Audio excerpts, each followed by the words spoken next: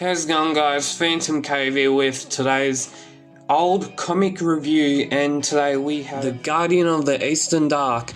First printing in 14 years. This was done back in 19, pretty sure. Number 1012, and let's get into it. It's a Phantom classic, and the publisher is Jim Shepard. And the story, it's all right, I guess. I just read it, so it's not one of the best stories I've read. Controversial thing just there. It's not one of the best stories I've read, but it's all right, I guess. It's stating that it does come from, it's an old story, it's not one of those modern stories, and so yeah, it's up there, but it's alright. So the story involves the Eastern Dark. It goes into the past with a story by Old Man Moz, and that then takes the Phantom on a journey, which it was 200 years in the making in this Phantom universe. And so the 9th Phantom had to, well, he started the thing with this organization that has had in the past been done for a couple of things, which were sacrificing and slavery. And slavery is not a very good thing. It's not a good thing. And now the organization is now, well, in this Phantom universe, is now a thing. Well, basically in this comics it's going to be a thing of the past, but yet again it's still from what the 9th Phantom did do, because this starts with the Chronicles of the 9th Phantom, and what he did was that he basically started it, and then the 21st Phantom finished it. Basically, this is what basically happens. So it has been from a sacrificing thing where they round out natives and go and sacrifice them. It's been slavery in this book, and just talking about it in this book, not in real life, but it's been slavery, and most recently in this book it is a drug reserve thing. It's where they make production big amounts of heroin, and that's not very good. And then heroin gets fallen into the jungle people's hands, and then that makes them a heroin addict. And so when I actually read this book, I didn't really actually know much about it. I just read it. And so that's probably the main reason why I didn't enjoy it that much. It was an alright story, I guess, but I didn't really know that this story was going to involve heroin, slavery, and sacrifice. So yeah, and they're basically like most of the stuff that's in this book.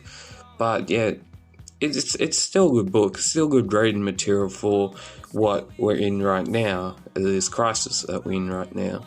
And so the Phantom basically saves the jungle from turning into a drug addict thing. And to me, this story is, I think, one of those stories where you can, one of those stories where you might not know that it is. For reasons, I didn't even know that there was a story with a thing that is in the future right now. It's in the present right now. It's with drugs and all that sort of stuff. But The ninth Phantom, as I did say, did actually destroy and start the enemy stuff with them. And then what happens later in the book is because the Phantom is inside the gates of Zal, which was a god in past they had worshipped, basically. And the Phantom basically takes the two leaders, and then they destroy all the heroin, and basically the dock gets destroyed, and all of the heroin gets destroyed, the dock gets destroyed, and everything is gone. And it's in the newspaper, daily press, dope, ring smashed, authorities seize port, and now it is taken back by the fishermen. So I read this little thing. This is where raw opium, well, that's the stuff that makes it, arrives after this, reserved for fishermen. What will you do with us, eternal enemy? Kill us. What else? I've better plans. So the Phantom takes the prince to the chiefs, and we all know what's going to happen there. He's either going to get hanged or something else gruesome. And then the priest, I think, goes to the authorities. Yeah, that's what it says. So I'm taking your leader to the Council of Chiefs for judgment. No more heroin will come into the jungle. And the other one gets city law will decide that. And the other one gets city law. So yeah, that's pretty good. And then we have an old ad for the very famous story of the Story of Devil, and that was on sale for the 4th of June, and that is just an old ad, so that is number 1013, so it's pretty old. It's from 1992, so what do you expect? And the back cover is pretty cool, pretty neat. And if you have not subscribed to the PhantomCave YouTube channel, well, you better, because there's going to be loads of good things happening in the next few weeks. They possibly could have another interview video coming out soon, and that is coming out in a couple of weeks. I'm still organizing that, so that will happen soon.